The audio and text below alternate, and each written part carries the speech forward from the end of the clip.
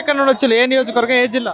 మేము మంచిర్యాల జిల్లా నుండి వచ్చినాం. మేము మాకు ఖచ్చితంగా మేనిఫెస్టోలో పెట్టిన విధంగా జీతాలు పెంచి తీరాల్సిందే.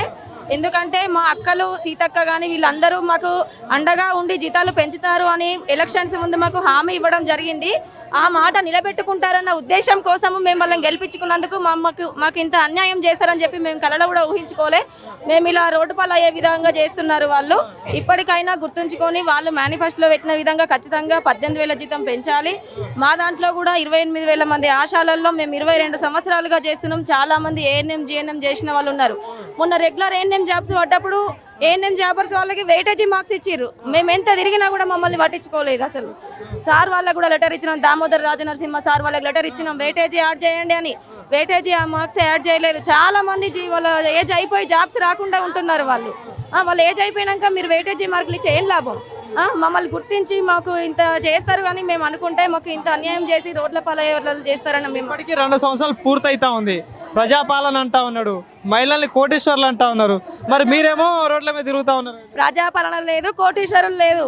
అనవసరమైన పాలసీలు పెట్టుకుంటా చిన్న ఉద్యోగస్తులకు జీతాలు పెంచి మాతోటి వర్క్ చేయించుకుంటా మాకు జీతాలు ఇవ్వకుండా మమ్మల్ని ఇంత ఏడిపిస్తుంటున్నారు వాళ్ళు. ఇదేం ప్రజాపాలన? ఇది ప్రజాపాలనేనా? ఇంత చిన్న జీతగాళ్ళం మేము 22 సంవత్సరాల నుండి వేస్తున్నాము. ఇంట్లో ఇదే ఆధారం. చాలా మంది భర్తలు లేని వాళ్ళు ఉన్నారు, చాలా మంది నిరుపేద వాళ్ళు ఉన్నారు. అప్పుడు ఏదో సాలరీ వస్తుంది అని చెప్పేసి కొన్ని సంవత్సరాల నుండి మేము ఏం జీతం లేకుండా చేసి కేసీఆర్ ప్రభుత్వం వచ్చినాక కొంచెం గుర్తించి మమ్మల్ని ఒక దిశగా తీసుకొచ్చిండు. అక్క కూడా అంటా ఉంది కదా, సర్వే చేసిన డబ్బులు ఇప్పటిదాకా పడలేదని.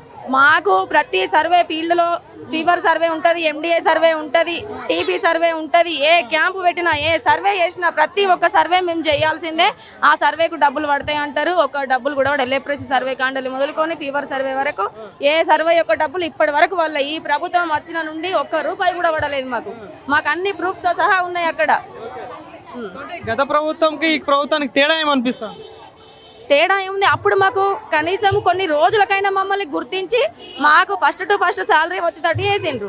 కనీసం ఇప్పుడు 1వ తారీఖు శాలరీ కూడా పడతలేదు మాకు. తేడా ఇక్కడే కనబడుతుంది. ముఖ్యమంత్రి 1వ తారీఖు ఇస్తున్న ముఖ్యమంత్రి మరొకసారి మా అవి చూడండి, ఒకసారి మా బ్యాంక్ బుక్లు చెక్ చేయండి ఒకసారి, మరి ఎన్ని తారీఖు శాలరీ పడుతుంది అన్నది. కనీసం అప్పుడు వచ్చే శాలరీ అయినా ఫస్ట్ టు ఫస్ట్ పడింది. కనీసము ఇప్పుడు ఈ ఎలక్షన్స్ ముందు ఇప్పుడు మరి ఏం చేస్తాడో చూడాలిగా. మాకు ఈ ప్రభుత్వం వచ్చినందుకు సాలరీస్ కూడా వచ్చే సాలరీస్ కూడా కరెక్ట్ వస్తాయి. ఇప్పుడు మళ్ళీ దగ్గరలో సర్పంచ్ ఓట్లు వస్తున్నాయి.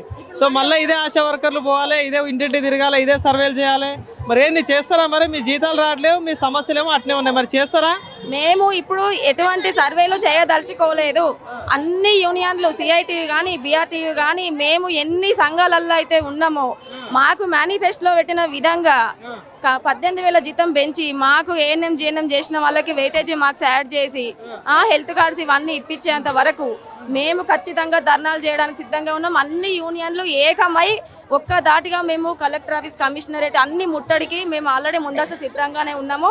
ప్రతి ఒక్క ధర్నా చేయడానికి మా వాళ్ళందరూ రెడీగా ఉన్నారు. అన్ని యూనియన్లు ఏకమై ఖచ్చితంగా మేము సీఎం రేవంత్ రెడ్డిని ముట్టరిస్తాం. కలిసిలా మరి ఎవరినైనా ఈ మధ్యలో ఇప్పుడు 2 సంవత్సరాల గ్యాప్ లో ఇప్పుడు మంత్రులు ఉన్నారు, ఎమ్మెల్యేలు ఉన్నారు, మీ ఏరియాలలో ఉంటారు. మినిస్టర్ని కలిసినాము మేము, మా దగ్గర ఉన్న ఎమ్మెల్యేలను కలిసినాము, మా నియోజకవర్గాల సర్పంచ్లను, ఎమ్మెల్యేలను, మంత్రులను, దామోదర్ రాజనరసింహ సార్కి కూడా మేము వెయిటేజీ మార్కుల మీద మేము ఎన్ని లెటర్లు పెట్టినాము. కనీసం మమ్మల్ని పట్టించుకొని కూడా పట్టించుకోలేదు. మొన్న రెగ్యులర్ జాబ్స్ అనవసరంగా మా వాళ్ళు చాలా మంది మిస్ అయ్యారు. మేము ఎంత ఏడుస్తున్నాం. ఇదేం ప్రభుత్వం? కనీసం ఇప్పుడన్నా మాకు న్యాయం జరుగుతుంది. కాంగ్రెస్ ప్రభుత్వం వస్తే వీళ్ళు ఇట్లా చేస్తారు అట్లా చేస్తారు అని చెప్పేసి అన్ని అనవసరమైన హామీలు ఇచ్చి లేని ఆశలు కల్పించి మాకు ఇప్పుడు మమ్మల్ని ఇంత ఇబ్బంది పెడుతున్నారు.